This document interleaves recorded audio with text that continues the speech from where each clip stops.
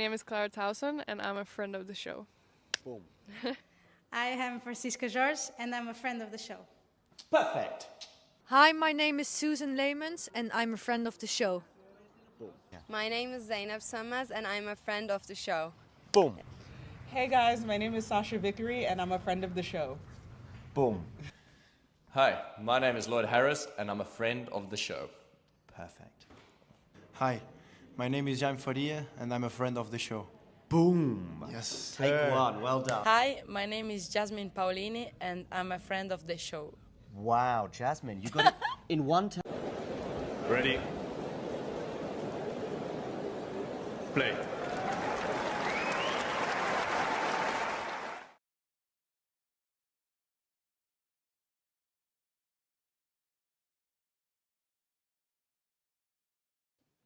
There we go. I'm off mute now. You were on mute. You're on mute too as well, Dame, for some reason. Anyway, good afternoon, good morning, good evening, whatever time it is in the world, wherever you are tuning in from. Well, some people were very lucky enough to be tuning in from was it John Cain Arena or was it Margaret Court, wasn't it, that match was played on? They were lucky enough to be among the few thousand people to have just witnessed not a star being born. I think we've seen it born and gradually evolve in recent weeks, months, and maybe even years. But certainly he's arrived on the Grand Slam stage today, Damien. Yeah, I'm just reading the most recent tweet from Brad Gilbert, coincidentally, and he says, Fonseca level for 18, let alone any ages of the charts. He's easy power and composure. Right now, his level is easily top 10. I said last month he would finish top 25. Now seeing year-end championships. Whoa. Okay. Like, well, the boys are, getting really hyped about this now. Everybody is. But yeah, I mean, we knew just strictly based on the eye test how strong Fonseca was playing in the Next Gen finals, how he was dominating all his opposition in Canberra and in the Australian Open qualifying.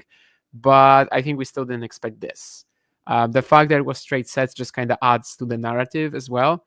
I know that seemingly, at least at some points, the margin were pretty fine. That's for sure. You can kind of argue that in all sets, considering the breakpoints for Rublev in sets 1 and 2 are coming at a very important moment of each set, really. And the third set, he had a small lead, also the breaker at the end.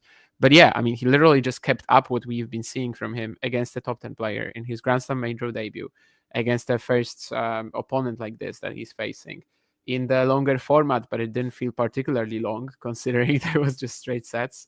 And yeah, I mean, he just wasn't really pushed on the defense too much. The physical intensity, how hard and deep Rublev can hit every single ball. That wasn't really a factor in this match because Fonseca was still outgunning him for the most part. And yeah, other than maybe the returning in the opening sets, otherwise it was kind of spotless. Sure, he had some random errors later, near the end, but the last 2 points to still kind of win them like that, despite seemingly losing some of that confidence, despite Rublev seemingly locking in. Yeah, it was just a standout performance that I'm struggling to compare to anybody, really, because during the watch along we did, Zach was asking me what sort of young player had a win like this. And I think the very clear comparison, because of both age and also Grand Slam, it was Alcaraz at the US Open. But for a few reasons, it kind of doesn't. Yeah, exactly. You were ready with I was this. ready. I was about to. Yeah. We didn't prepare it. So that was just John knowing exactly what I was going to talk about. But yeah, I think it was very different in the sense that Carlos had already played a few slams. He had already made Roland Garros third round. He had already played Medvedev at Wimbledon. This is also a third round of the US Open, right? Alcaraz Tsitsipas. It's not his first Grand Slam match definitely not. It's a 5-setter as well. There's a serious patch of play there where Alcaraz gets just blown off the court for a while. And yeah, this is just a new quality. I'm not saying he's going to be better than Alcaraz based on that kind of equation or anything like that. But we know he has the potential to join these guys at the top of the sport. And this is the most clear-cut example we have of that. If you weren't on the hype train, I don't know what you're doing right now if you're still not on. Some point you just have to admit you were wrong, and that's it. Yeah. Craig Shapiro, by the way, who's clearly been a bit too slow on this, is doing this sort of opposite of the way I introduced this by saying a star is born. I think, as I say, I think the star is just evolve today into something even bigger? What is bigger than a star? Let me know in the live chat, or if you're watching this retrospectively, get in the comment section below. That's the limit of my astronomical knowledge, is for sure. I mean, I know there's a solar system, but well, listen, I'm going to quit with the analogies and come back to the tennis. We were talking, I don't know if it was 10 days ago or 5 days ago. I know we've had about 5 Joao Fonseca kind of podcasts in the last week. Craig clearly isn't a subscriber, because if he would have known that the star was born some time ago if he'd have tuned in over the last 10 days. But we were saying sort of a week or so ago that, what would be an achievement? It would be, I'm going to bring Mario basically straight away front stage, but I'll get to you in a second, Mario. You can just listen into what Damien and I are saying as we finish our sentences, and then we'll definitely get your take on Joao Fonseca. But yeah, what was I saying? Yeah, so a week or 10 days ago, we were saying what would be a success. Well, I think he had to sort of qualify, bearing in mind his pedigree compared to the opponents that he was coming up against.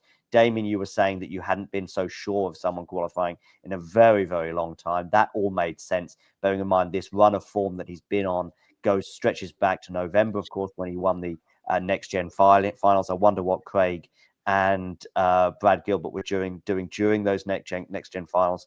Clearly not watching, and they clearly haven't been watching Joao over the last 12 months. But that aside, we did see that. But then, Damien, you made the sort of slightly more considered thought that what would count as a success? Well, I think you said a sort of Jakub Mensik kind of Australian Open of 2024, winning your first round and then putting in an honourable performance against a Rublev type figure in the game.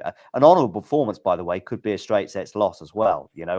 A tight straight sets loss, and showing that you can live with guys such as Andre. Of course, we will get to Andre afterwards, but I think we do need to dwell on Joao.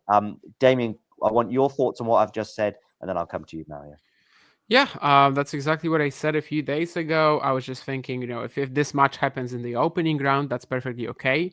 I do think that there hasn't been like a buzz like this about a qualifier ever really since I started following the slams. I don't think Alcaraz in 2021, Australia or 2021 Roland Garros was getting that sort of hype, even if he was clearly the most important qualifier in both events, really. But here, I think it was just completely different in terms of the media attention and the social media numbers that Joao was getting, that content about him was getting. And obviously getting that seed in the opening rounds, that's kind of the difference between the Mensik run of last year and this one. But Mensik lost to Hurkacz in the second round there just because he wasn't able to keep it up physically in sets 4 and 5. So I think something like that for Fonseca would have been a perfectly yeah. Good. He's it's in a good. spa or on a Playboy mansion. It's you good. can kind of choose for yourself. But yeah, we were just able to kind of see that, okay, he's drawing Rublev here. So as you said, an honorable performance isn't really like winning. It can be losing in a competitive match. We don't know how he's going to handle the longer format. We don't know how he's going to handle the physical intensity of Rublev. And the answer is he handled that all pretty effing well. And yeah, I mean, it's just already above expectations for many in many ways. And now it's going to be going crazy. Like now you're going to be thinking, okay, can he actually make the third round, fourth round from here? And well, the answer is he's going to be probably the favorite over Sonego in the second round. So it's an incredible win. It's an incredible performance. And it's just, yeah, confirming everything we kind of already knew, but we were afraid to say, and we were afraid to think what might happen if the opposition level becomes higher. And it turns out that nothing changed. Yeah, I've got a poll going on Twitter. It's also on YouTube as well, answering that question. I love how that no one's going out and answering it. There's only been 15 votes. We'll come back to that poll in a second and reference, who he potentially will be playing in the future rounds very, very shortly. But Mario, what do you think you just saw? I mean, I actually this match I only watched the third set tiebreak, but okay. It's enough. I mean, I didn't need really to watch the match to be aware of what he may do. It's a bit of a matter of when, and I think we got the answer that just now, he's ready to be a big factor at the top of the game. So, of course it's been unbelievable to see how well he handled the pressure of being there, big stage, big court against still a top opponent, because Rublev, I mean, he's not a slam winning kind of player, but still, he is a top 10 player. Let's see if he also will be after the Australian Open, but still a fantastic performance for a guy who's so young. Fantastic match. In the third set tiebreak as well, when he got I think 4-love or 4-1 up already, and then Rublev was starting fighting back, and then just the way he played a couple of points when he was like 5-4, 5-all to get to match point, it's you clearly see there's something special going on. And so now of course things get very, very interesting, for the rest of the tournament, because he showed that he's also playing with unbelievable confidence. So of course there will be other challenges ahead of him after this tournament in the upcoming months. I'm not saying that he's going to already play top 5 level for the whole year, but talking about this week and this tournament, he's definitely doing it. And now we'll see what happens against Sonego. It's a match where I agree he kind of starts now as the favorite at this point for the way he's playing, and also he's actually also beaten Sonego already last year in a 2-level match. So we'll see. It's gonna be for sure interesting to see how this first run in a slam will shape up for him. And it actually feels like he's also in kind of an open section, and especially now that he's beaten one of the 2 top 10 players who are there in that, let's say, this part of the draw where one player will go to the quarterfinal. I don't know how to say it better. So we'll see. Damien and I were in Estoril in April, I think it was, when Joao endured a slightly disappointing defeat. I mean, it's okay. It's all part of the evolution, etc., etc. But slightly disappointing to Jan Chojinski, who he also lost to again right now. So Chojinski will be claiming that he's the GOAT, understandably. But I also do remember you and I, Damien, I might have been a live podcast we did where I highlighted his maturity, mainly from the post-match sort of mixed zone chat that we had with him in very good English, but where he sort of understood where he should be at, his schedule, his timetable. I think we see people much more experienced than him making, let's say, stranger decisions in terms of their scheduling. But the maturity was on display today. But I know this is something, Damien, you've highlighted, because I asked you this exact question a week ago, but I know we'll have plenty of viewers right now that haven't heard you say what you think on this. But where has he improved so much in the last couple of months that it meant that he hasn't lost since October? Am I right on that? Well, he lost in November in the Lyon semis to Calvin Emery, but then he beat we can basically say that he hasn't lost since the start of the next gen finals, because there's no point really going back to like end of November when he just wasn't playing. But 14 wins in a row. I think mostly just said the serve return game, serve especially. We haven't really seen him hitting his spots like this before the next gen finals, and now it's like a really strong asset. And just in general, the consistency, building up the point a little bit better, not being just like such a hit or miss prospect. Even when he was winning like the junior slam at the US Open, which was just like a year and a half ago, by the way, when he was beating Lerner in that final, like it was just based on that violent acceleration, with little to no thinking and just blasting the ball, crashing through it. And of course, it's impressive.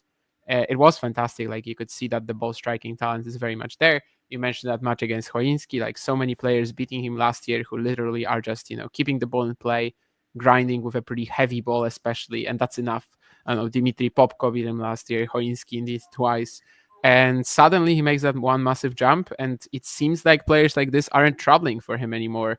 Like even at the next gen finals, some real quality opponents there, but he beats Lerner Tien twice. Then also in Canberra, he beats Aror Mayo, kind of similar game, I suppose. He beats Jacob Fernley, who just showed against Nick Kyrgios kind of like what sort of a tough player he is in terms of being able to find a weakness in his arsenal. So it seems like some of the possible ways to win against Fonseca from the past, like they're just not a thing anymore. He's not just going to win against you if your only plan is to keep balls in play right now. Of course, that wasn't really the case for Rublev, but yeah, he also just like kind of locked him out of the match by taking away basically his biggest strengths. You know, it wasn't Rublev just standing there and dealing the hard blows with every single shot, keeping up the steady like influx of pace. That wasn't really the case. That was Joao. And yeah, I'm actually excited to hear what Nurlan has to say about this match. I think he said that Rublev was going to win this easily, so I wonder what his opinion is now. Joao's ranking come the end of the year? This is the question right now, right? And nobody wants to be that guy who just says, you know, top 10 and then it's a fail. I think it's important to remember disappointments will happen, you know? Tennis players lose. Joao Fonseca will not go 50-0 this year. It's just impossible. But at this point, yeah, the prediction that we had kind of, I think all of us sort of around the next gen finals, that he was probably going to be in the top 50. This is low balling now. Like this just seems like easy for him. This is the Nick, what do you call it? The low, whatever is expectation. Yeah. Minimum expectation is the top 50 right now. Yeah, that would actually be a very solid minimum expectation right now for an article about Fonseca, because a top 50 finish, like I don't know what Shank had, what Menchik had this year, 45-ish in the world. Like that would feel disappointing at the moment with the level that he's producing. So I think realistically, you have to look further than this. Yeah. I think very realistically is at one of the slams this year, second week as well. I don't know if that's lowballing or just somewhere. Can be here. Yeah, exactly. And that brings me to the next point, Mario, is can we give us a guess on what's the most likely round for him to fall? I'm going to share the next couple of potential rounds for him on the screen right now. We already know that he'll be playing Sonego, and then he's going to play the winner of Marajan and Tiafoe. If you said to me right now, I'm going to have him at slightly above 50-50 against Sonego, and I would probably have him an even heavier favorite, especially if it's against Tiafoe in round 3. What do you think, Mario? Well, I will be a bit disappointed probably if he loses against Sonego in round 2, probably around round 3, round 4. You know, maybe biggest question is, even if today he seemed, you know, ready to do this already, but probably a question can be, if, you know, he doesn't produce a flawless performance and gets, you know, trapped in, for example, a 5th set, what it can happen, you know, if he's already, you know, physically ready to play, you know, I don't know, 4 hours and a half battle against, let's imagine somebody like Tiafoe in round 3, for example. I mean, the intensity he produced today, you know, was unbelievably high. But yeah, we know that at times, you know, when you are 18, you know, we've seen it also with, for example, Alcaraz sometimes. You can have some, you know, maybe some issues in going, you know, very, very long matches if he, you know, gets trapped in any of these.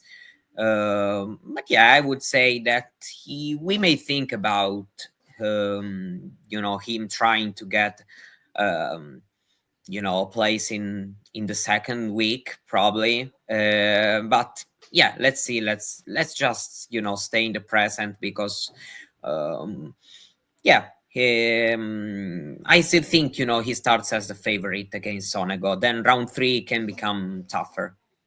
Yeah, Damien. Yeah, I think Mario said it best, that like he's gonna be the favorite against Sonego. People are now going to be expecting a win. This could also be like some extra pressure, definitely. So I think that I'm not going to be like super, you know, just it's not super obvious that he's going to prevail, but indeed he already beat Lorenzo last year. Frances is a very vulnerable seed at the moment. We've already seen it at this event. So a 4th round, I think right now would be like a very satisfactory result for everybody if Medvedev is his opponent there. But like watching this today, you gotta wonder if against Medvedev he wouldn't have a real shot to win as well. Of course, again, we also don't know how the physicality is going to hold up. He's already played, well, for in a way, he's played a lot of tennis this year, but at the same time, such short matches, right? Even today, it was like, 143 minutes, I believe. Previously, his all 8 matches this year, they never went over the 75-minute mark. I mean, if I was to take a guess, I would say he's very capable of making the 4th round. I think at some point during the week, I also said that this reminds me of the Sabovwild French Open campaign, when like he was coming out of the qualifying, and we literally were just thinking like, where is the cup? What sort of player can he draw where he's gonna lose? Because he looked like he will just beat anyone outside the top 20, and he drew Medvedev, and he still beat him. But then in the third round, he ran out of steam against Nishioka. So maybe we'll see something like this, just an amazing win in the opening round, but then eventually at some point the pressure, the fatigue might be a little bit too much. But yeah, if you told me right now that he's gonna make the fourth round, like yeah, super possible. I don't think Tiafoe or Sonego are tougher than Rublev, or at least they're not that much tougher. Definitely not at this point in time. So yeah, the chance is there. I'm not gonna be like uber disappointed if he's just gonna lose to Sonego, but I think people will be expecting that win right now. We've actually spoken to Joao even more than I realized. We also in Surbiton last year. I hope he plays a few more. I can see. Oh, hello! Look at that. I can see a typo in our Joao Fonseca exclusive. Wimbledon's my favorite Grand Slam. There we go. Well, Gran is big in many Latin languages, so it wasn't a million miles away. But I'll try and remember to fix that later. We do make mistakes. Do you think? Regardless of how big, of course, this win is, that's for sure. But do you think Rublev is also some sort of favorable, let's say, matchup, meaning that for the way Rublev plays, the game, he can make somebody like Fonseca already kind of feel comfortable and not like overwhelmed by I don't know much more variety, somebody like that, because I also wondered if Rublev just from a game style point of view is kind of the right opponent also for somebody like Fonseca right now. I mean, of course, in the future many players will suffer, and even more than Rublev today. I mean, for me, very quickly before I let Damien on that, I just think for me, it's not necessarily about the matchup that's going to be somebody that is going to favor him necessarily. I just think that they're both on a very different trajectory, and I underestimated certainly in November, but even a week ago, just how severe that incline has been for him in terms of the improvements that Joao has made in the last few months. Damien? I mean, you're right. Obviously, Barbosa as well. That like he is very mature focused. That's always something that I think we've liked about him too. We've spoken to him as well, and yeah, he and his team have always had that like really one step at a time mentality. Even the scheduling last year, some of it was like so not clearly focused on like getting points and getting into the top 100, because he was already thinking about bigger stuff, but was very comfortable just like getting there at his own time rather than pushing for it. For example, the way that he was playing the European indoor swing at the end of last year, rather than actually going to South America and picking up easier points in the clay challenges there. But yeah, I mean, to your question, which by this point I remember now. Yeah, somehow. I mean, I don't think I would have said yes before the match began, but in a way, this is also a Sinner-ish Rublev matchup. This is just a ball striker that maybe he's a little bit more flexible, a little bit more dynamic than Andre is, a little bit less one note already. And we've been saying this over the years that like Rublev Sinner, that's kind of a mismatch most of the time, because it's the same game but done better. And here it's pretty similar too. Like if there is a player at the top right now that Fonseca is the most similar to, it is Jannik. So yeah, maybe it applies, but I don't think that was the sort of like the main takeaway today. It was more just Andre getting like out talented, and like he wasn't able to do anything. Like there was literally nothing that he could do from that point. So it's a very depressing loss for him, definitely. I don't think he's going to be looking at it in a matchup way, but just like, how can I be as good as this guy? Like how can I actually take the next step when this guy is around, when Jannik is around, when Carlos is around? And it's currently a big problem for a lot of these like guys from the Rublev generation. So Rublev, Zverev, Tsitsipas, Medvedev, all of them presently, and we can see that in a lot of their interviews as well. Like Daniil has said something like this recently. Steph has said something like this recently, that they are looking at the younger generation and thinking, well, I'm not as good. What can I do to change it? And so far, they are kind of short on these answers. Yeah, indeed. Anything else to add to that, Mario? No, I mean, I just want, I'm just trying to thinking and how we will, I don't know, remember this match probably in the upcoming years. We'll see what we will talk about it in the future, if this will become, also a narrative, because I was thinking at something similar, as when Alcaraz beat Tsitsipas at the US Open, considering, the first win over a top ranked opponent, let's say at a Grand Slam, even if, of course, the two things are a bit different, especially, this was his first Grand Slam main draw match. So this, of course, makes it even more special. And now let's see. I mean, it's going to be for sure exciting to see, how he progresses, but not just this tournament. I'm just talking about the upcoming months, kind of living his first full season on tour. And yeah, it will be interesting, that's for sure. So much Joao Fonseca content we have on the channel. Please do check that out. From over the last pretty much 12 months, certainly beginning in Estoril, where there's quite a few videos that I think will be quite interesting to reflect upon, both myself and our audience, some of the things that Damien and I were saying, but also some of the interviews that we conducted. And then actually that one with Joao, I want to watch that one again as well, from Surbiton. So you'll see an evolution both of Joao in terms of his media appearances, I think, but also our thoughts on him, as well as a plenty of analysis, especially few weeks.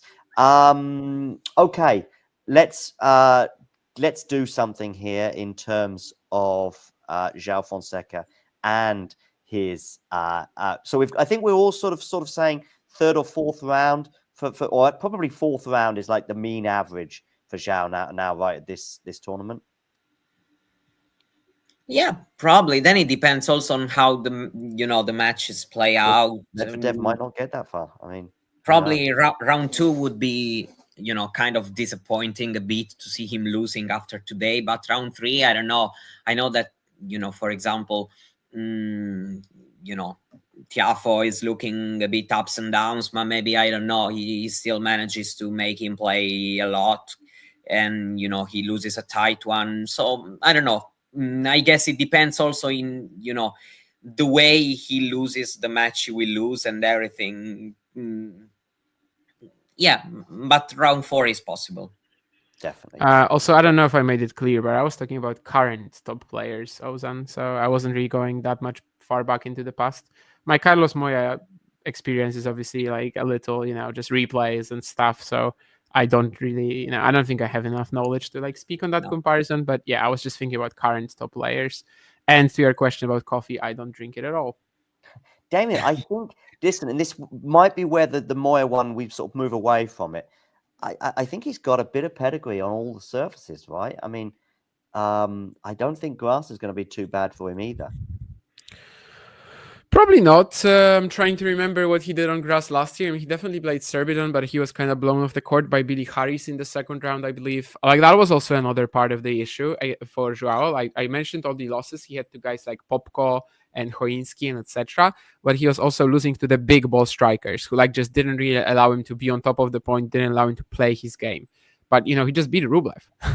I mean, that's kind of the epitome of that sort of like guy who just goes hard for every shot and plays pretty simple but very effective tennis in that way. So maybe this is also a strategy that is kind of like gone by now, at least for most players against Fonseca. So that was his Serbian loss. And of course, at Wimbledon, he had a very entertaining match against Alejandro Morocañas. Could have won that, but you could see that there are, the grass game is potentially going to be there in the next few years.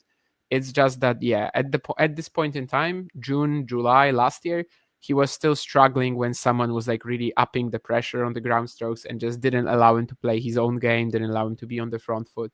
We can still see that the defensive game is kind of a work in progress, despite some very good elements in there. So, well, we'll see maybe this year, I mean, come the grass season, maybe it's going to be a completely different ball game for Joao. I mean, at this point in time, we're just kind of looking at him obviously playing the main draws at all slams this year. Last year, he still had to get through qualifying. Well, I don't know when he'll be seeded for slams. We'll see. Also, that really depends on his achievements from here. But it is possible that like you could go for like US Open seed for Fonseca or maybe even Wimbledon. So yeah, it will be a very different grass court appearance, basically. Alejandro Morocañas on the Roehampton courts, I think. Perhaps after beating Joao Fonseca, this probably this is after he qualified, I'd imagine, but it could be after the Fonseca win. Indeed. And just a question about me learning Portuguese.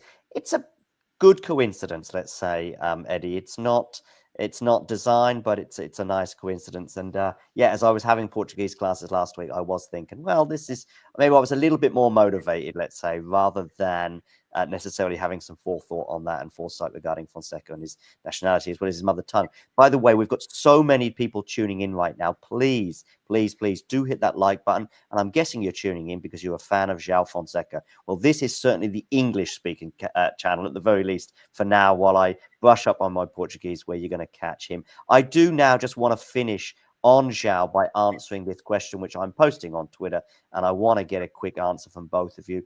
I'm going to go top 20. Top 20. Now, it's kind of this is not me necessarily predicting it, but if you force me into corner on these 4 options here, and what would be the most likely, between 20 and 10, I guess 50 and 20 would be maybe the smarter money. Mario, I'm not sure where you would go on that. I'll probably just use, Sinner's prediction and copy it and say top 25. So probably around 25. Fair enough. Damien? Yeah, I mean, it's very tough to say. As I said, top 50 is kind of the minimum expectation by now. I don't want to go overboard, so I would stick to that top 20 or 25 sounds good to me as well. Just trying to think kind of like similar seasons for players from the last few years. But again, the comparisons are pretty tough, mostly because like Sinner made a big jump in 2019, but then in 2020, you've got the COVID season. So he was obviously quite limited by that. Alcaraz 2021, you can probably argue that this is similar, but then again, the next gen finals come for him at the end of that season. So it's also a very different way. And that season, Alcaraz ended at like 31 or something like that. So yeah, like 25 sounds real to me. If he is going to be in the top 10, I mean, sure, fantastic. But I don't want to go overboard yet. Yeah. Okay. I'm going to try and, say something in Portuguese because I'm being asked to in the live chat. Which is I'm basically going to say this. Uma estrela não nasceu hoje. Uma estrela deu grande salto à frente. Well, later, I lost it later now. No, you've done well. Listen, I'm more pleased that you understood me. Mario, have you got any ideas of what I just tried to say? No, to be honest. No problem. Yeah, you're pretty good, Damien. A star wasn't born today. A star has taken a huge leap forward. Maybe I could even say a giant leap for tennis kind. I think we won't quite go for mankind. Please do let me know in the live chat what you think of my Portuguese then. Hopefully it will continue to improve throughout 2025, and maybe even I'll have a chat with Joao, albeit a brief one, I think, in Portuguese, because his English definitely is better than mine. As I say, so many people tuning in right now. We have got so much content for you to check out for Joao Fonseca. So if you do get bored of us talking about some of the other players, which we're now going to get into, thank you, Brianna Gomes. There, do let me know where you're tuning in from in the live chat. I imagine we've got quite a few people tuning in from Brazil, so do let us know about that. And yes, Gustavo Cuerten there as well. But anyway, listen, I do think it's about time we move on to other players and other things that have happened today. So Damien is chuckling at something, but listen. No, I'm just chuckling at 34 minutes on Joao Fonseca, Yeah, I mean, listen, I'm not going to deny the fact that I am sort of tailoring it to the fact that we've got 189 people on YouTube tuning in right now, and I'm pretty sure they're here for Joao Fonseca, and they're not here for Katie Bolter. As much as maybe there's one person right now that's going, come on, I want you to get to. Yeah, right. I'm sure there's 2 people, Dave. Mary. Listen, I'm going to go backstage. I'll be producing now throughout. Carlos Navarro there. Lovely to have your comment there. 3 wonderful words. Please tune in. Please hit that like button. Please subscribe. And now Mario and Damien are going to take us through the rest of the men's draw before they go through the whole of the women's draw from today, and then also have a quick look forward to tomorrow.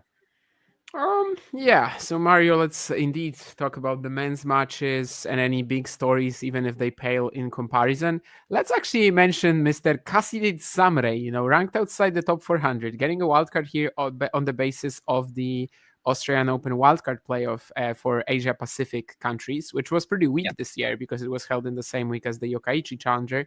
And well, he took 2 sets of Daniil Medvedev. There wasn't ever really any moment when Daniil was fully in trouble because he got early breaks in sets 4 and 5, won them 6-1, 6-2. But what a performance from the Thai.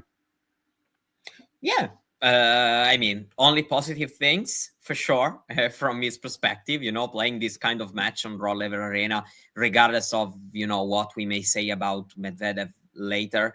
It's been, for sure an unbelievable match, an unbelievable experience for him, kind of made the most actually out of the wild card he earned on the court last year, playing such tough opponent and doing it, such incredible way also because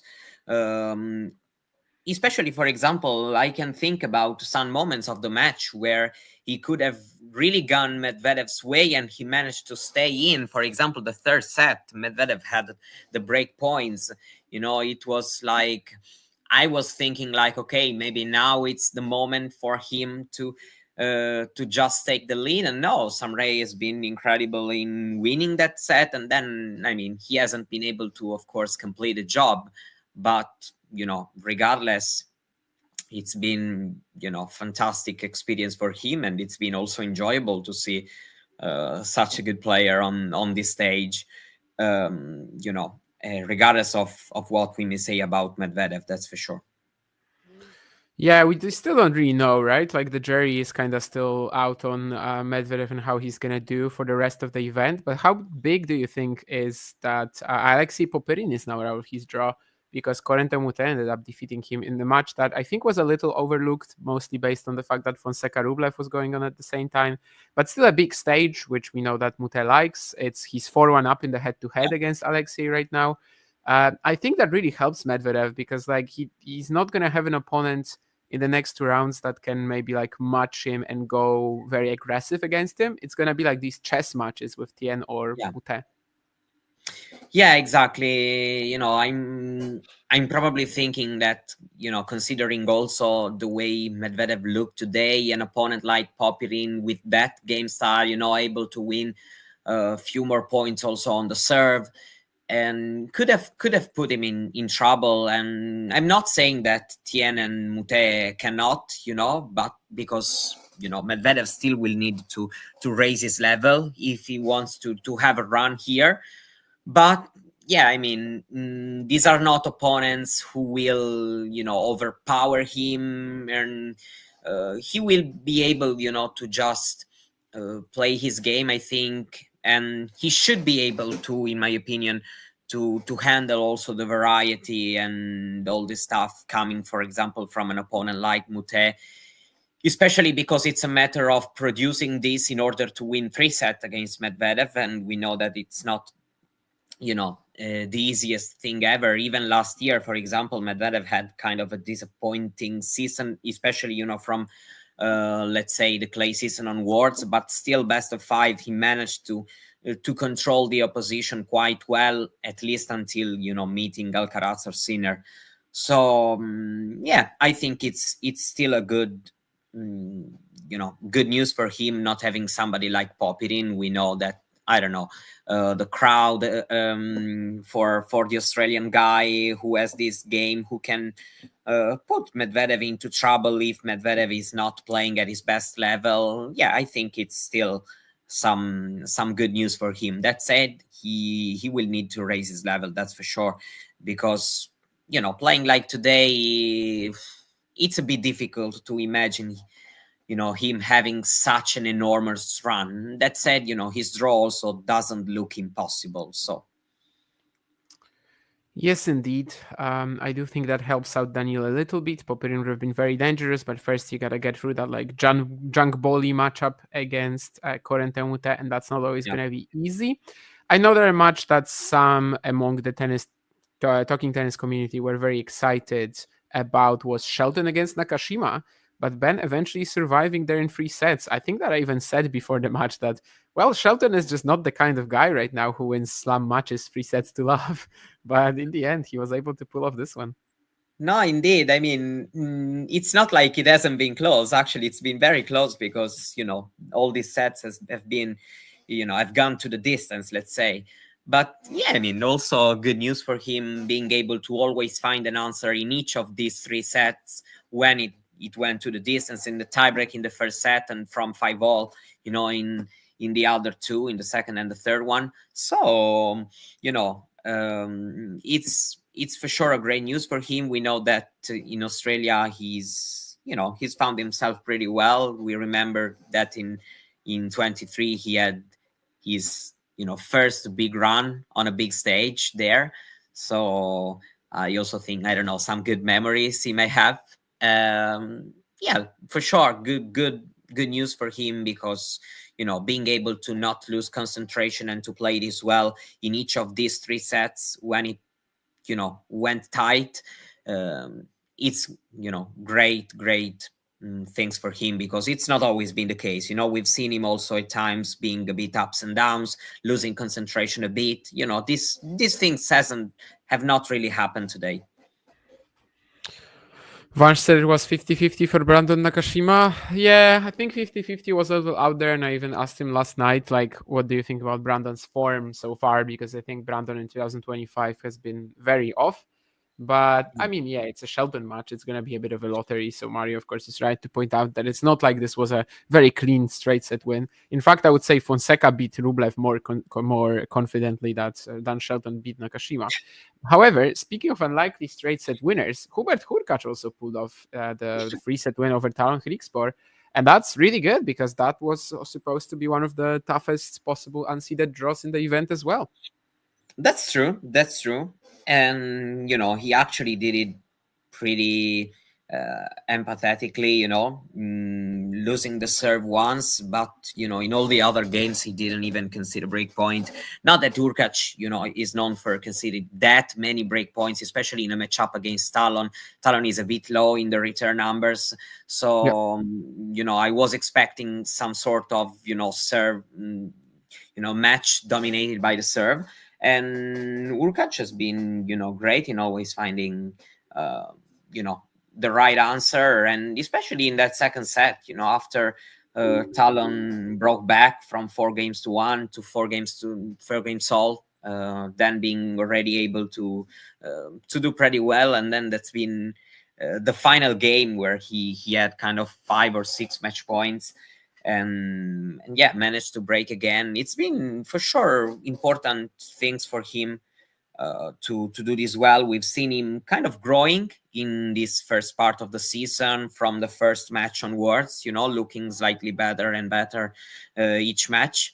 So probably also, Talon not really helped by the fact that, first of all, of course, a tough draw, but also, first match of the season, probably, especially in the tight moments, something a little bit off probably for him as well. But Hurkacz has been able, to just use his opportunities and not have much trouble, which was a bit unexpected for me. Yeah, you're right.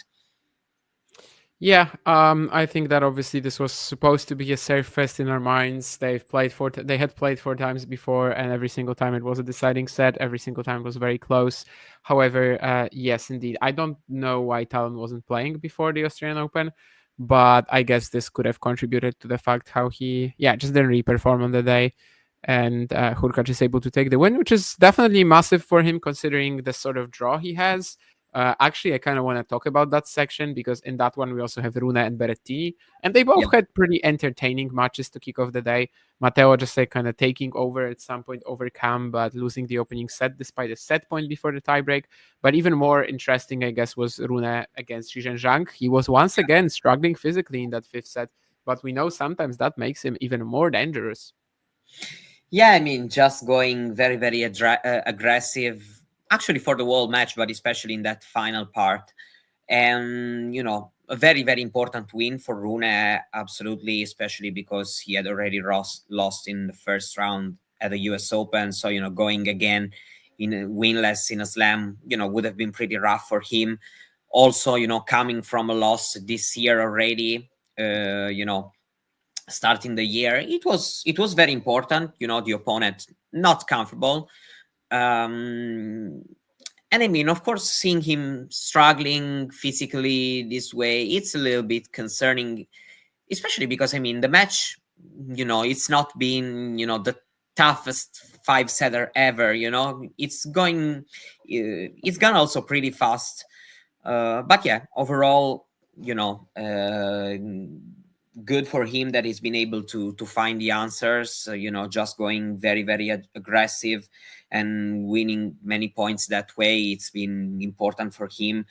We'll see, because it's, as you said, an interesting section, this Rune, Berrettini, but yeah, all of them, if they want to go on a big run, they most likely will have the Sinner round 4 obstacle. So also watching Rune, for example, struggling in the 5th set also makes you wonder if he meets Sinner, and even if his level puts Yannick into big trouble.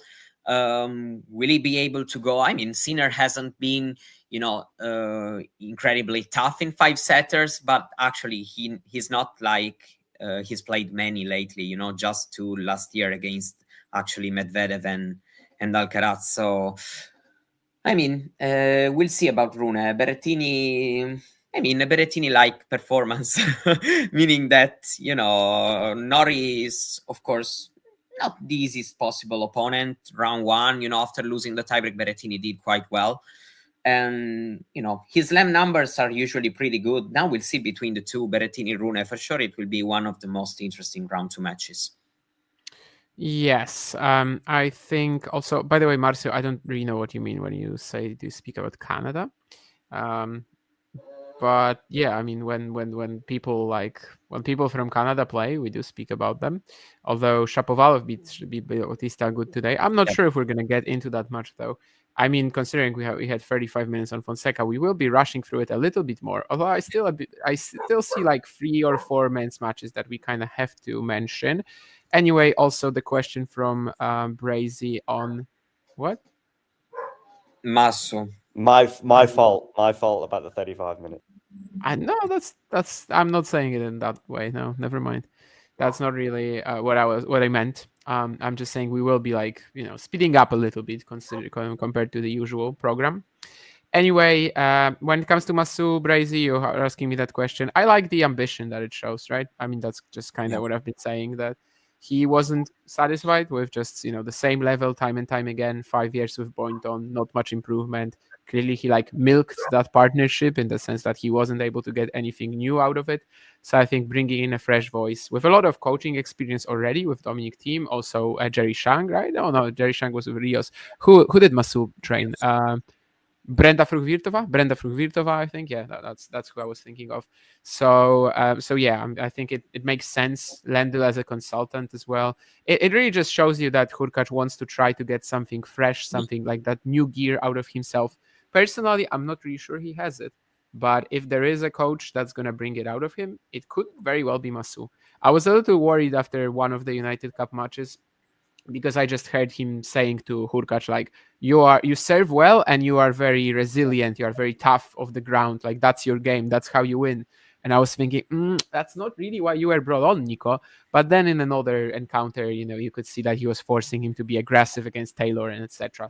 So yeah, I'm fine with that now. I mean, it's a tough moment for these kind of guys. We were talking about the Fonseca match and so Rublev, and I see that the guys from that generation, there are kind of 2 kind of players: those who seem like not having improved that much and kind of declining a bit in results, like Rublev, Tsitsipas, for example, while you see others like, I don't know, Alex de Minaur, Taylor Fritz, who are, you see them trying to get better and better. You see a bit more of that willingness to do what needed in order to stay, relevant at the top of the game. So, I agree that, with the fact that I like Urkac trying to change in things, because of course the competition will come. There will always be new players, and so you just have to keep improving every single year, trying at least to do so.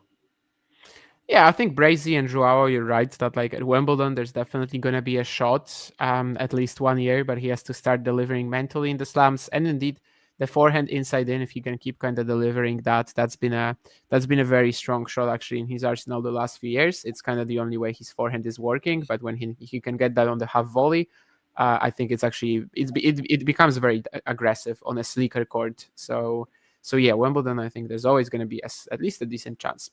One more, well, actually, 3 things more on the men's draw. We definitely have to mention the Jenson Brooksby comeback.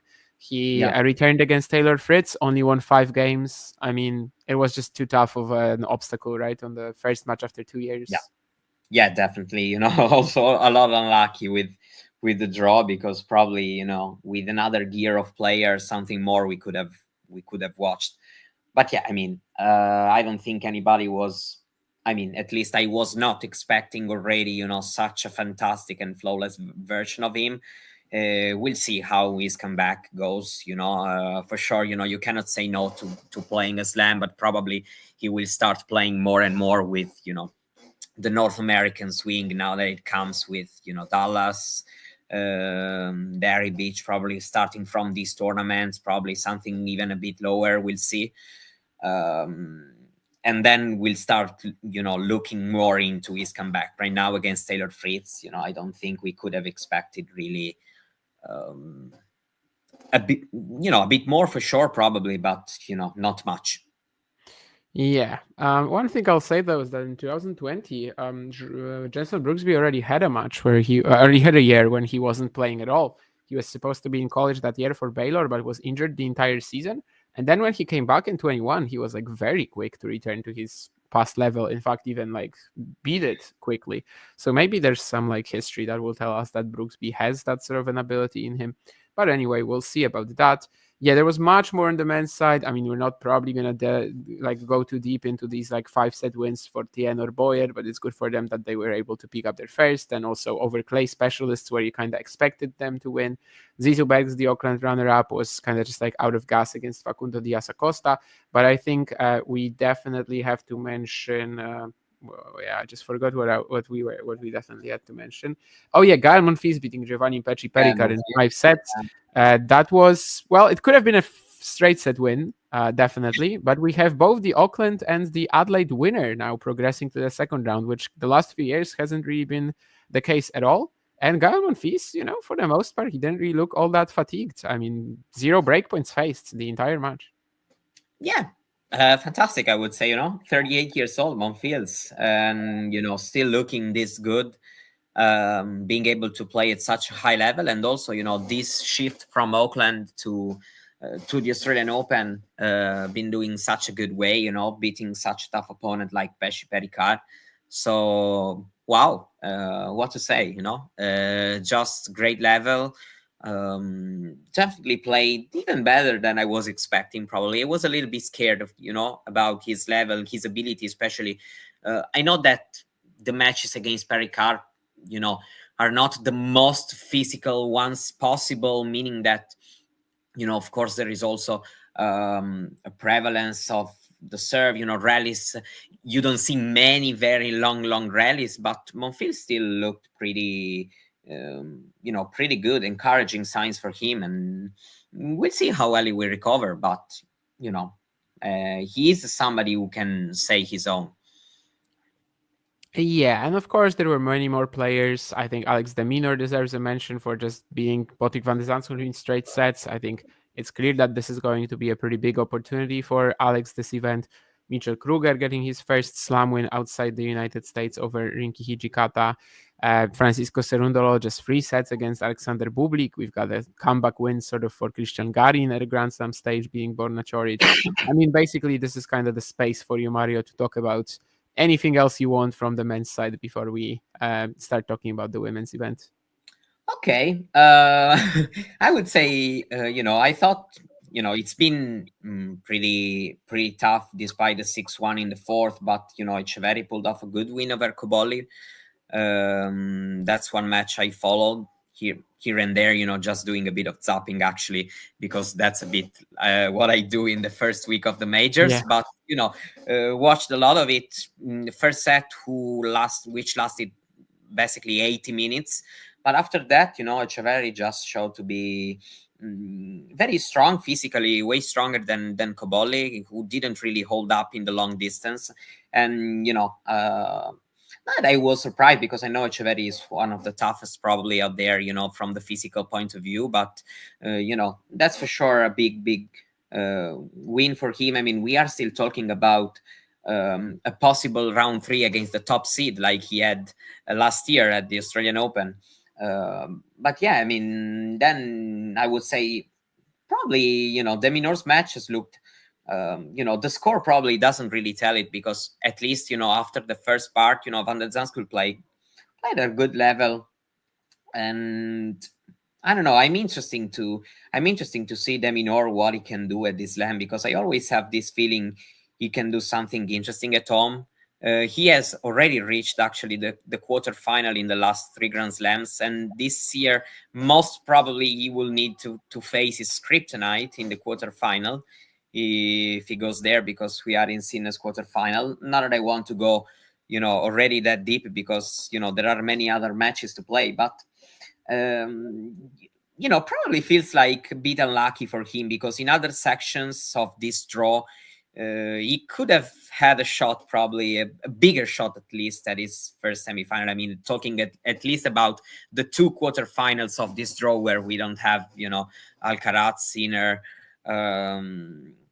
So he was one of these players I was trying to look for a deep run, but we'll see what happens. And just mentioning another thing, a match I found quite entertaining has been the one between Diaz Acosta and Bergs. Both looking quite good at the beginning of this year, and Diaz Acosta actually found that extra gear in the end. It was a bit of a messy finish, a bit of tension from both sides, but it's been good, because Diaz Acosta had kind of a weird 2024 season, started really well. Then the injury when he was about, especially to get to the French Open, who could have been a good slam for him, maybe winning a couple of rounds there. So, it's been a bit unlucky from that point of view. And then I don't want to say that he's never looked the same after the injury, but definitely, taking a little bit of a step back. And, doing this well in Australia is for sure a great sign for him. Yeah, I mean, obviously, I'm not going to disagree with any of you on any of this. Echeverri did overwhelm Cobolli physically. So did Gabriel Diallo, whom Brazy just mentioned. Yeah. And indeed, it was the first 5-set win for Gab, who only played the 5-setter against Kei Nishikori at the French, where he lost. And that was honestly at the time considered a little bit like, should you be losing a 5-setter against Kei Nishikori, even if he's the deciding set king? Given where he is in his career. But I mean, Kei Nishikori did just pull out a 2-set to love down comeback. Yeah. So I guess you definitely can. That is the answer. And indeed, I think this is more or less when we should move on to the women's. Well, let's just talk about the match of the tournament. We were doing a watch along last night with Vanch, and very much passionately, he was exclaiming things like, "Wow, this is the match of the tournament! Wow, how exciting is this tiebreak?" And yeah, I mean, sure, Emma Navarro, Peyton Stearns. Is this the match of the tournament so far? Well, probably. Why not? I mean, very important win for Navarro, because first couple of tournaments didn't look that good, after her breakthrough season last year. So winning this tied of a match against somebody dangerous as Stearns, it's for sure great. Many times she looked like she was about to lose. Then in the end, she won these 4 straight games where, she took over also physically. And it's important, very, very important win for her. We'll see, if, she will be able to shrug off a little bit of this, let's say, not very convincing level that she showed in the first few matches that she played this year. and start looking better and better. These are usually the wins that can turn things a little bit around. She for sure played, a good match today. It's been very entertaining. Yeah, that's for sure. So we'll see. Maybe it's the match of the tournament so far. We'll see. Probably, I don't know, won't be tomorrow as well. We'll see. We hope, actually, because that will mean we would have had another incredible match. I think he said it's the match of the year so far. I mean, he's probably not wrong, that we haven't really had that much action yet. I feel like, just like at every slam, really, you have this situation where, like, on the men's side, we generally end the day thinking of many, many classics, whereas it's a little tougher to get them in the best of 3 format. But obviously, Navarro stands in this extremely long encounter. It definitely applies. It definitely belongs in that classic category. Let's talk about another win that happened kind of in the first Let's slot. say that those who have made the schedule, putting that on the biggest court actually was right in the end. Yeah, inspired choice, definitely. Even though it's Australia, at the US Open, they probably would have a better chance even at making it on the bigger court. Here, it might have looked a little weird, but no, definitely not. I think 2 former NCAA champions as well. Anyway, let's talk about the other player could have been Rybakina, and that match has not been, this good. Yeah, but that had to be. I mean, Emerson Jones, runner-up at the juniors event last year, and a home crowd favorite. So sometimes you gotta go for that, I guess. But yeah, let's talk about another win that happened more or less at that time, which was Emma Raducanu defeating Ekaterina Alexandrova. You mentioned a messy finish in another match earlier. This one definitely was too. But all in all, for a first match of 25, obviously that's a pretty big one for Emma. Her draw is awful. She's playing Alexandrova, then Anisimova, and then probably Świątek. But it's still at least a win on the board, and Alexandrova is never easy to face, even if she's a bit of an error machine. I mean, in the end, I kind of like that she has a tough draw, meaning that probably she learns that she needs to try her best in order to get a ranking up, because it actually helps you in tournaments. But now, talking seriously, I have to be honest, I won't comment a lot on this because I haven't really watched it. But yeah, just a good scoreline and good win against somebody tough as Alexandrova, for a player who, we don't know how she was, because she withdrew from the previous tournament. She just started the season. So yeah, it's encouraging for sure. We'll see, because it's a bit of match by match, given that how her draw is, looks like. But yeah, for sure, a good win regardless of what's going to happen next. Yeah, you mentioned Elena Rybakina. I guess not that much to say about her there. She faced Emerson Jones, who was the runner-up, I think, at both Australian Open and Wimbledon Juniors last year. And she's also going to play Iva Jovic now. So it's like literally 2 matches like this against youngsters. So, I mean, do you think there's even that much to learn about Elena's form from encounters like this? Or is it just, fun narrative, but we are not really going to get any read on her? Not really. I guess, just avoid any trouble is the only thing we can ask from here, from these matches.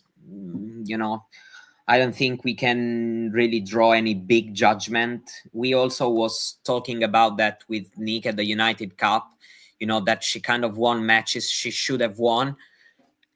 But yeah, I guess we cannot ask much more. 6-1, 6-1 needs, a good enough scoreline to avoid any issue, and, just doing the job.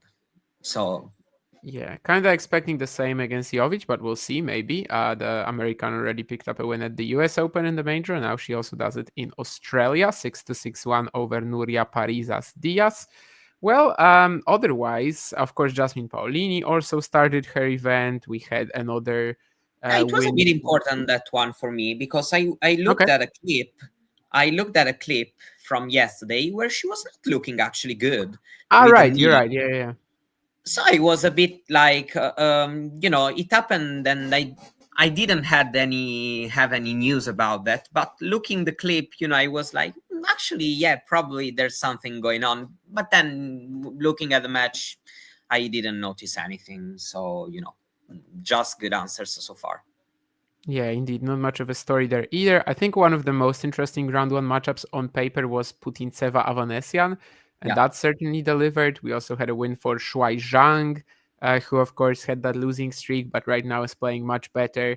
Anything on either of this, or maybe the Katie Bolter Rebecca Marino clash? I didn't see any point of it because I think it was during the Fonseca one. But Bolter, she has a great draw here, but 7-5 in the third. She was pushed today. Yeah, I mean, Marino is a player who is a bit underlooked, meaning that she's getting good results lately. So she's a player, she can do her things even on the biggest stage. So it's not the most comfortable name possible to face, but Bolter actually in the end did the job, and that's the most important thing. Probably will still need to raise her level, if she actually wants to go on a run, which doesn't look impossible considering the draw. But I mean, for sure, something more needs to be done. And actually Putintseva as well, a good win over a dangerous opponent like a Vanessian. Talking about very tough and hard-fought encounters, also Osorio beating Sakkari, which is, was a very, very entertaining match, that one as well, with big crowd. You really got that Grand Slam environment with the big crowd supporting both players. So that was also very, very entertaining. And yeah, big win for Osorio. Sakkari, of course, is coming back from the injury. So, I still would like to wait maybe a little bit of tournaments before drawing a judgment. But talking from, Osorio's perspective, this is still a very good win, especially because, 4-2 up in the second set, then you get to the tiebreak and lose it. Can become tricky also from many perspectives to go into the third set and doing it, was a very entertaining match actually. Yeah, other than not being impressed at all, Brazy, I think I was just surprised with someone else on the channel just claiming it was so impressive and fantastic. But it's not because I don't trust Emma. I think actually my standards for her are a bit higher than for most people. And Alexandrova is just a hit or miss opponent. She's gonna come out. She's gonna miss 500 shots. She's gonna land 45 winners. And I guess I just don't see anything that eye-catching in that result. Emma was obviously in it. A lot of players are when Alexandrova is playing, even though her level on the day can be scandalous, absolutely. Also, Sean, to your question, this is Emma's biggest win since the grass season, when she defeated number 5 Pegula in Eastbourne and then number 9 Sakkari at Wimbledon. So last year she had 5 wins bigger than Alexandrova in terms of the ranking, but since then obviously none. Osorio Sakkari, already mentioned that. I wanted to kind of bring that up as well. Seems like it's just not too much of a story that Maria Sakkari is losing at the moment, and that's kind of dark days for Greek tennis. Goodbye, Marcio. It seems like it's pretty dark days in terms of Greek tennis, because I don't know if Elena is in the chat today. If she is, she's probably gonna want to hit me right now. But it just feels like both Tsitsipas and Sakkari, they just aren't a story anymore. Yeah, the opposite compared to, I don't know, Ons Jabeur, which is kind of the other player whose ranking dropped because of also the injury.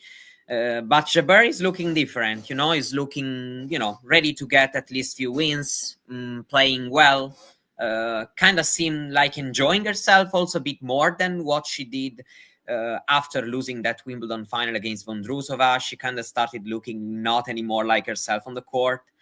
Meanwhile, after this break she took, she seemed like, started enjoying again her game. And this is important also for somebody who plays like her with that kind of game style, also being a bit free mentally in order to, to be more as creative as possible. So let's see if she will be a factor in this tournament. But, I'm liking what I've been watching by herself so far this year. She looked already quite good. I'm curious where you had her going in this event. How far did you see her running in this Australian Open draw? Yeah, I mean, I'm looking a little bit now because we are in the top half. That's right. Yeah.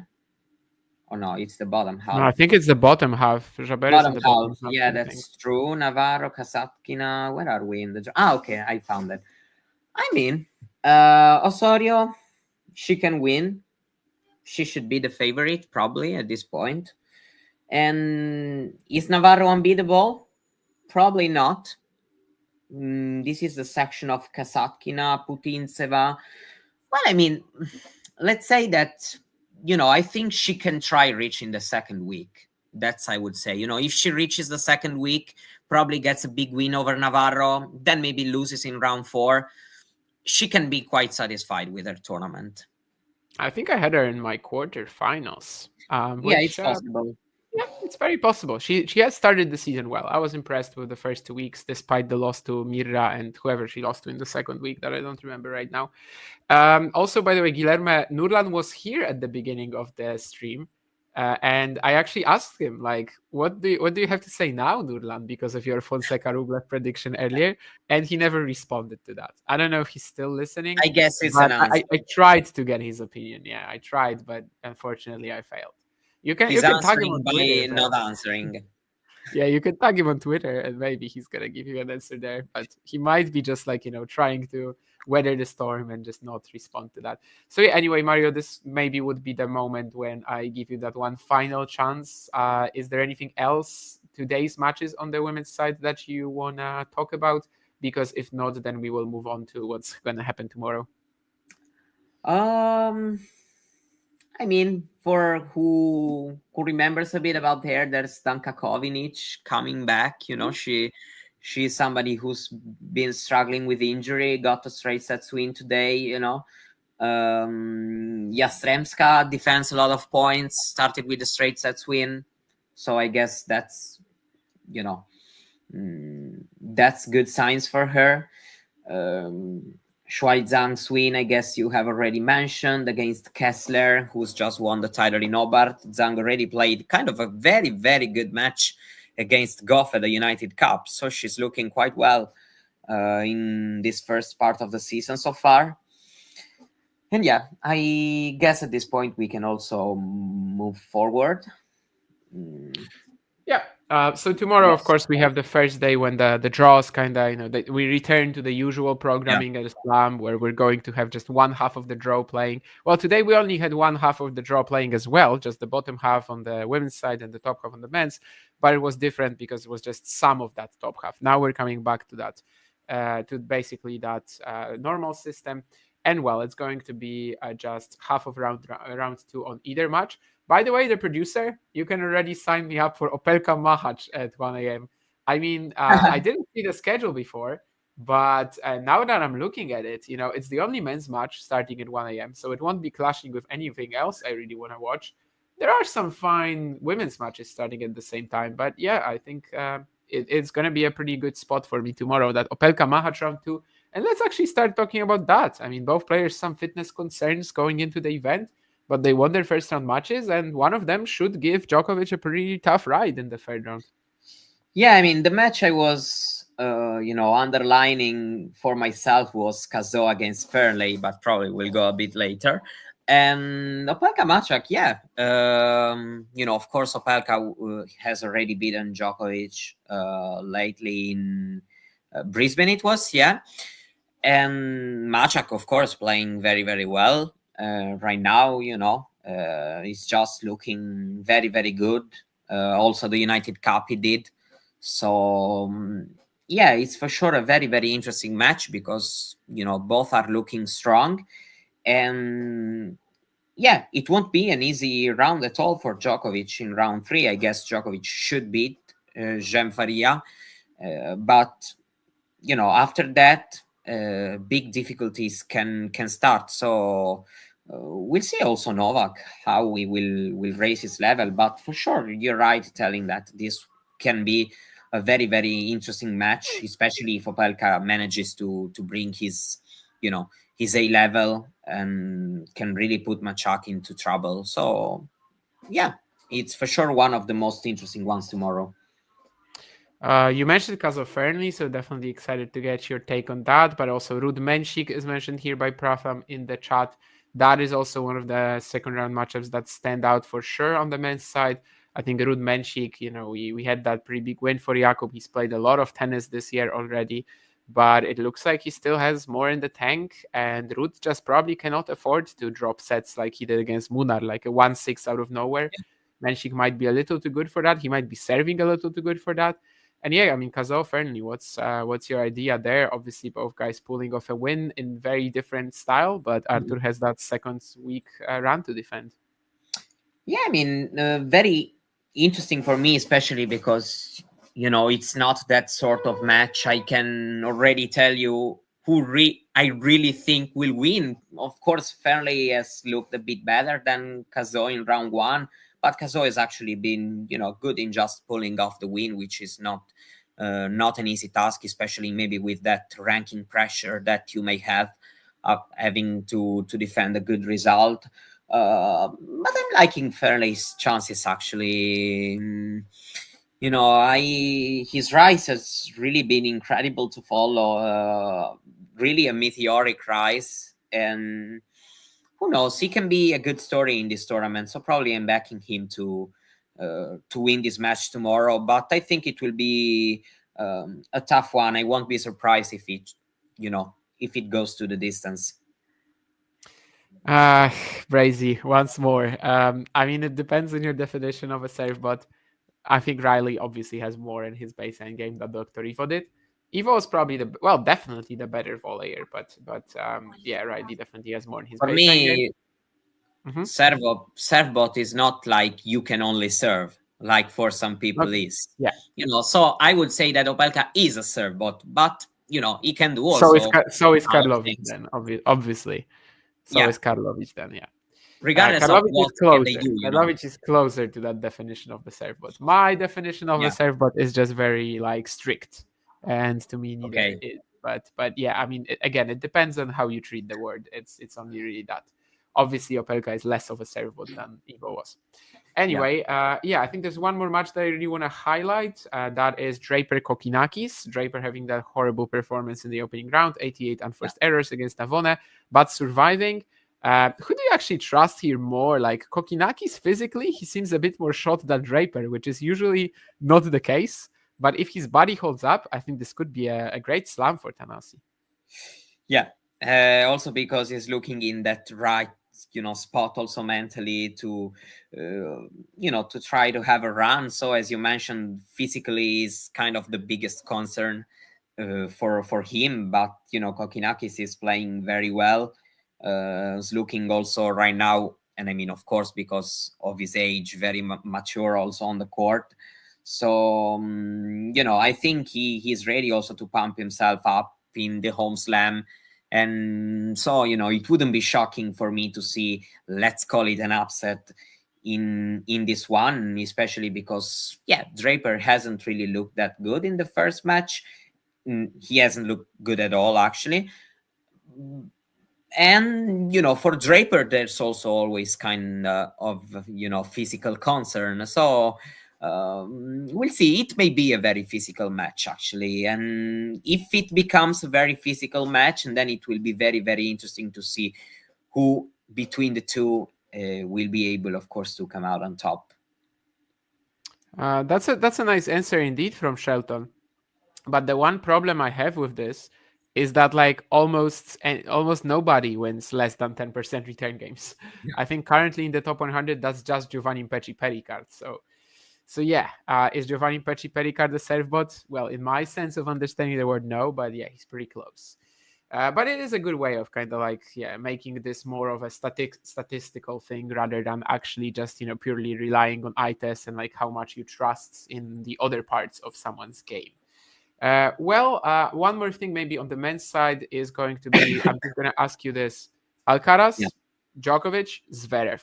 Three huge favorites tomorrow. 3 favorites to make the final in this part of the draw. Who has the biggest chance of losing tomorrow? And maybe your answer can be neither, because I think that's probably your answer. But even if you say just that neither of them, who is slightly not certain, let's say? Probably it's Zverev. I don't know. But I don't think any of them will lose tomorrow. I mean, Zverev at times underperforms a little bit in these early rounds, but we'll see if Martinez is actually one of these players able to to cause him, big trouble, especially consider the kind of game he plays. Zverev should be able to handle well, in my opinion. So, it's I don't have a real answer. Probably just saying Zverev because of, I don't know, maybe I just say his name, but I don't believe he will lose. Yeah, I don't really have an answer either. I guess I should feel a bit more certain about Zverev and Alcaraz than I do about Djokovic, but then again, Faria is probably the weakest of the three opponents. I just don't really see how. Yeah, I mean, they can win one match, they can win one set against these guys, but just probably not the entire match. Like, that sounds a little impossible at this point in time. Let's move on to the women's draw then, and kind of the most interesting matches there. I think someone already mentioned this in the chat, but Muchova Osaka clearly stands out. Yeah, it's a very interesting second round US Open rematch as well. So what do you think, kind of like basing on that and how they've been playing so far? I still see Muchova as a slight favorite in this one.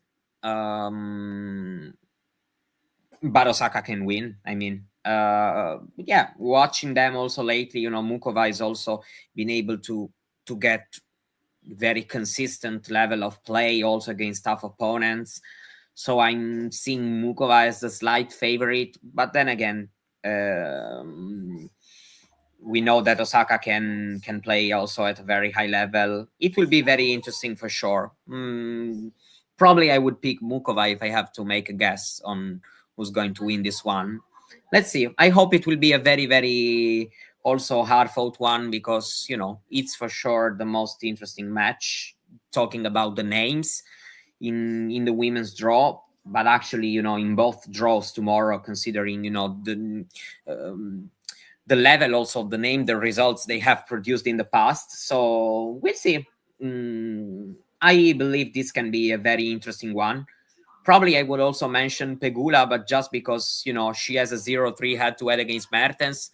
So we'll see if Mertens will be able to, to upset her again. Maybe she just finds well playing Pegula.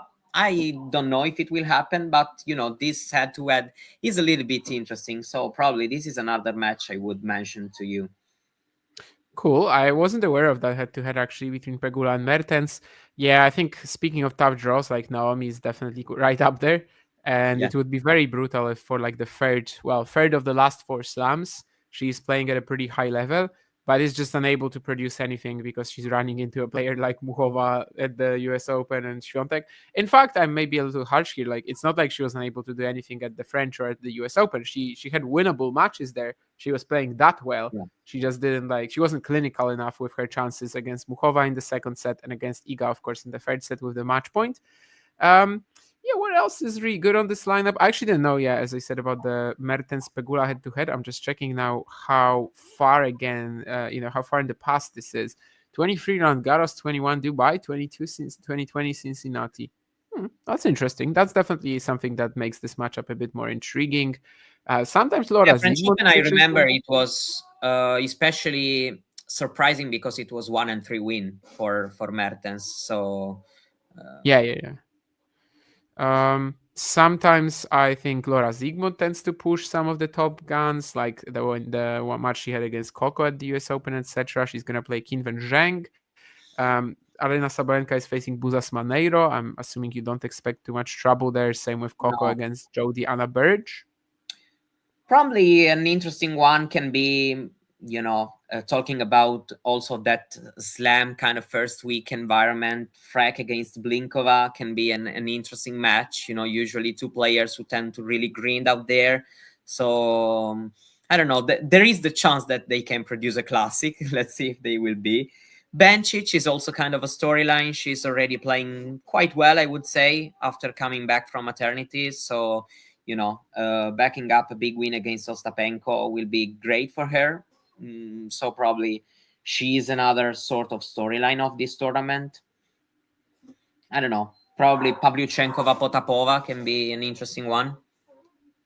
Yeah, it does feel like there's considerably fewer like big name matchups on the WTA side of things tomorrow. I kind of like the Maria against Towson matchups. Like, you couldn't really get 2 more Yeah, different games. probably in 2 days there will be a bit more.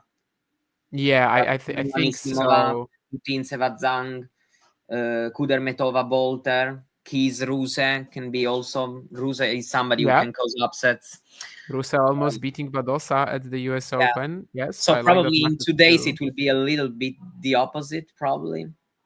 Could be, yeah. I think most of the second rounds that I've been calling like by far the best on the ATP side, they are today indeed. I guess there's going to be Berrettini Rune in 2 days, but yeah, we might get Yeah. a bit of a switch up in that the most interesting matches on paper will actually be happening on the women's side of things. Yeah, for now, I guess that's more or less where we can finish this off. Indeed, Muchova Osaka is kind of like the cornerstone of tomorrow's schedule. Yeah. And then the men's side, I mean, we highlighted. Actually, a bit surprised with the court assignment. What's the court assignment? I don't know. The fourth one. I don't remember. Oh, I don't know really? if it's Kia Arena or 1573. Yeah, I think the fourth one is Kia Arena, yes. Kia Arena. The fifth one is the 1975 or something like that, right? Yeah. So, yeah, that's kind of surprising. I actually kind of want to see now, like, what is on the main courts. What is on the other main courts in terms of the women's action? Is there anything that's kind of out of place there? Or is that something, just like, you had to have Sabalenka on one of the main courts. You had to have maybe like Zhang on the main courts. I'm not sure. Yeah, no, so I'm just turning on the schedule now to see if that kind of tracks. Well, Mertens Pegula, you could probably argue for, you could definitely argue for Osaka Muchova to be on the court over that match, I think. So that's already one, maybe. Schneider, Tomljanovic, there's Tomljanovic, so you have to, I guess. And Gibson as well. But it's... So probably Mertens Pegula is the one that could have been replaced. Yeah, but it's fine, actually. I mean, it's not scandalous, let's say. Good for who has the, I don't know, ground ticket. That's true. Not to say ground pass and to kind of like advertise a show that's done by some people from the Talking Tennis community. Although we still gave them, I guess, right now some sort of promotion. All right. You guys are also commenting some stuff like Schneider to Tomljanovic. Yeah, definitely Alia surprising a little bit in the opening round. Let's see if she can do it again. Samsonova Danilovic. Will you be getting any on gear? I mean, I wouldn't really buy it. I suppose it's kind of outside of my price range. So probably not. Bring Nurlan. I mean, sorry, Guilherme, but I already told you, but unfortunately, I tried, but we cannot do it. Nurlan is just refusing to talk about that. Also, what? I actually have some Zakwas Buracane. I mean, I know what Zakwas is. Buraki are beets. I don't really know. So do you use it to make borscht or something like that? Because usually when I made borscht, I guess I did it like straight up of the made a broth, and then after that, just broth, beets, and of course meat and vegetables in the broth. But I guess you can do it like a little bit more easily of Zakwas Buracane, indeed. Zakwas is like this thing you used, either for a soup or like for making bread. Anyway, thank you, Brazy, of course, for the $5. I think it will definitely be enough for me to buy some Zakwas Buracane. And and yes, thank you, Mario, as well, for joining me on the Last Ball Drops show. Thank you, as always. Been a very long day with talking tennis content, to be honest. I think I had a 3-hour stream at night, then a 3-hour stream in the day, and now an hour and a half Last Ball Drops. But well, can you sleep a little bit now? No, actually, no, probably not. I slept enough before the start of play and then during play as well, a little bit. So I think I'm at about 6-7 hours. I will have to be leaving in like 2 hours anyway, so it wouldn't be too much. But I will try to get another nap before play begins today. And then Opelka Mahac, this is definitely the one that I want to stream for you guys, considering the scheduling and also it just being one of my favorite round 2 matchups. So see ya then at Opelka Mahac at the very start of play of the next day. And of course, there will be also that ready play show or whatever it's called before play begins. So see you guys. Thank you. See you. If you enjoyed this video, make sure you hit that like button. Don't forget to subscribe and click that notification bell so you don't miss out on all things tennis.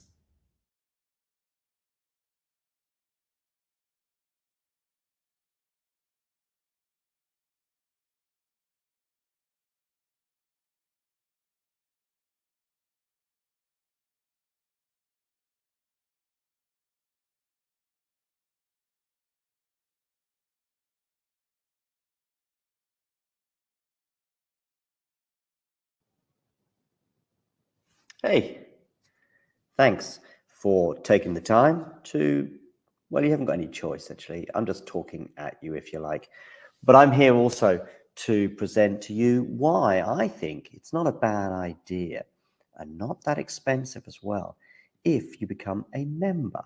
And this is how you can do it, and this is what you can gain. So if we look here at the Talking Tennis sort of home page, if you like, on YouTube, we can see this little button here which says join. It is also pinned in the live chat as well, and you can also, I think, see it just below most of our videos, certainly the live ones and so on. Now, why is it a good idea to join and become a member? Well, in the live chat, you can add little funny things, you can add emojis and all sorts of things, but possibly more importantly, you can get to access some live videos, such as this one here, where we look back on the last sort of few moments from the Billie Jean King Cup. So there are little bonuses such as this one, but there are many, many more. And in fact, if we have a quick look at all of the members only stuff, I repeat, you will see very, very quickly some of the top stuff that we've had for members only over the last 12 months since the channel began. Remember, these videos are for members only. You can become a member from as little as about $2 a month, €2 a month, £2 a month, something like that. There are various different things. Oh, and by the way, you'll also be supporting the channel. So it's a win-win-win-win scenario. Let me just show you some of the members only stuff. For example, we've got an exclusive little clip there talking to Laura Siegmund, Laura Tsurenko, her encore interview, some doubles footage there from Monastir, the Germany press conference pre-tournament Billie Jean King Cup, Claire Burrell talking as well to the media in her press conference in Monastir, Storm Hunter and Alicia Parks interview, Rebecca Masarova, her press conference, Coco Gauff exclusive for members only, albeit it was in Madrid, but these are just some of the things, some of the interviews and etc. Like Lestien here, a chat with him, Emma Navarro, and so on and so forth. So many little bonus videos available for just €2 a month. So, what are you waiting for? Become a member. Or don't. It's okay.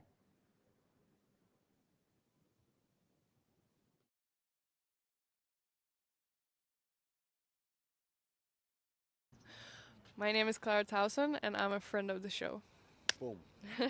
I am Francisca Jorge, and I'm a friend of the show. Perfect. Hi, my name is Susan Leemans, and I'm a friend of the show. My name is Zainab Sammaz, and I'm a friend of the show. Boom. Hey guys, my name is Sasha Vickery, and I'm a friend of the show. Boom. Hi, my name is Lloyd Harris, and I'm a friend of the show. Perfect. Hi, my name is Jaime Faria, and I'm a friend of the show. Boom. Yes. Take one. Well done. Hi, my name is Jasmine Paolini, and I'm a friend of the show. Wow, Jasmine, you got it in one time. Ready. Ready. Ready. Play. Anyway, crystal ball. How does Fonseca's 2025 look? Well, it would be a big disappointment if he didn't break the top 100. I think at first he might actually fall a bit in the rankings because he has that Rio quarter to defend. He has Bucharest to defend. I think he's going to be playing like a more...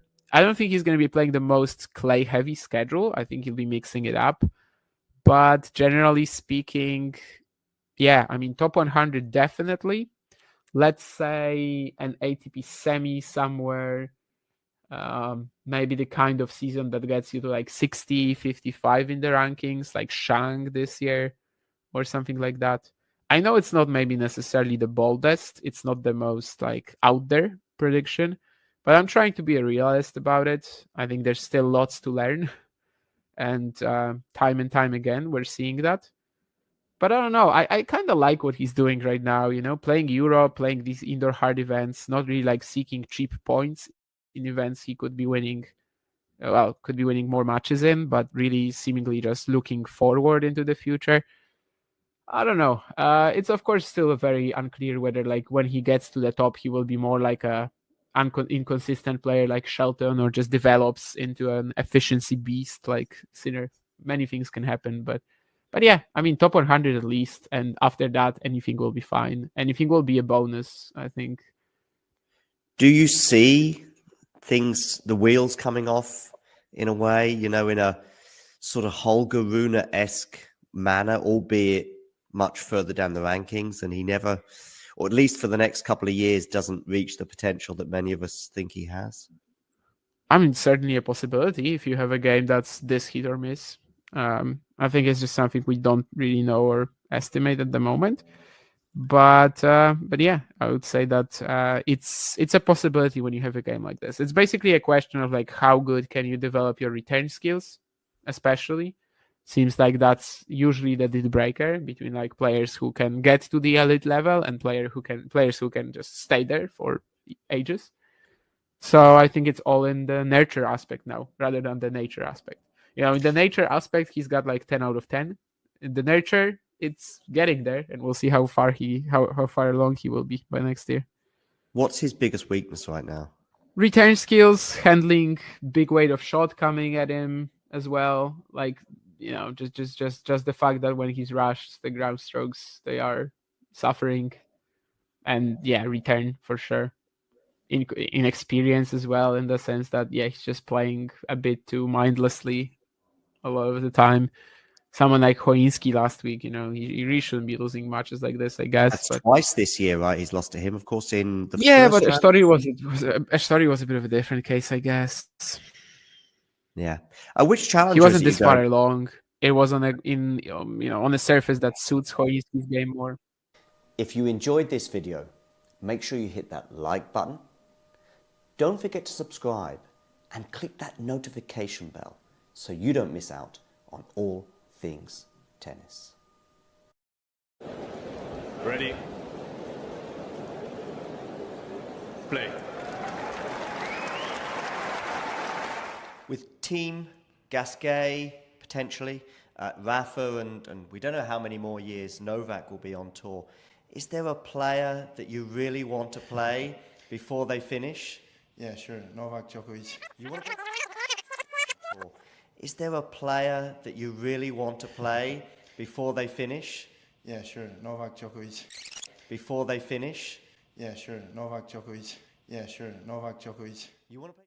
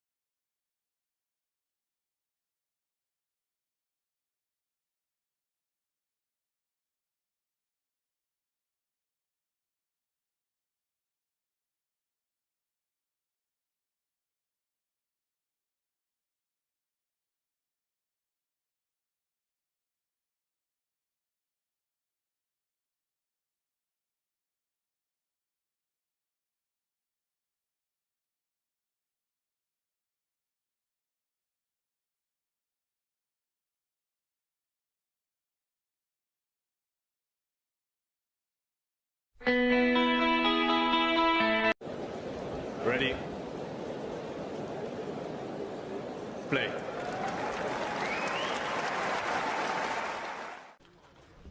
Okay, so Joao, not a very bad start for your first grass court match. How do you feel on the grass? Well, feeling good. I arrived on Thursday, so I had a bit of practice in here, and the type that I play a bit more aggressively, it goes good. I mean, I go aggressively, and the game on grass is very quick. The points are very quick, so I like playing on grass. It's my third time, but first on pro. Yeah. So feeling so good, and winning with ex-top 20 guy Kyle. Well, it means a lot for the first round. And, yeah, he's obviously a very good player on grass as well. How does this give you confidence going into the summer? For sure, yes. For sure, yes. It was a good match, and I'm practicing a lot of my serve. So today was a good opportunity to close the doors my serve. So yeah, it gives me more confidence to go through this week. And where are you thinking of playing this summer? Are you going to stay in Europe, in Germany, on the grass, or? I'll play here, Nottingham and New Clay, and then if I go into Wimbledon, I'll play Wimbledon, and well, let's see. Have you thought about playing Wimbledon? Is that something that you used to watch on TV, or? It's my favorite Grand Slam, my favorite tournament. Well, it's a dream if I play, but let's see. Yeah.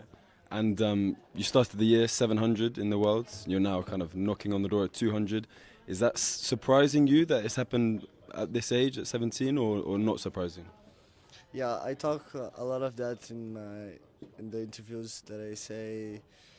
It's very surprising because I'm like breaking the expectations of myself, not others people. But well, I'm very happy the way that I'm playing, and the way that I'm improving. And I know I'm still in the process. I can go further and further, but let's keep the process humble and calm.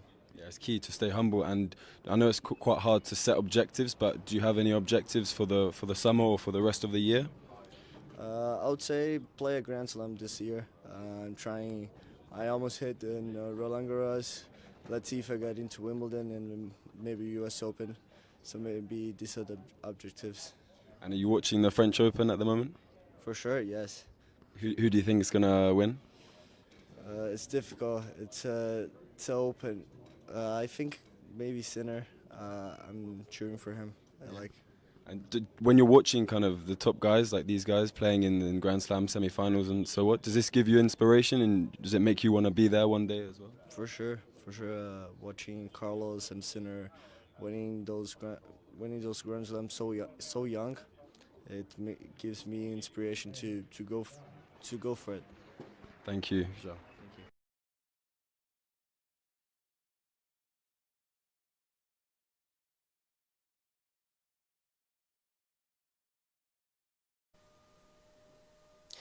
If you enjoyed this video, make sure you hit that like button. Don't forget to subscribe and click that notification bell so you don't miss out on all things tennis.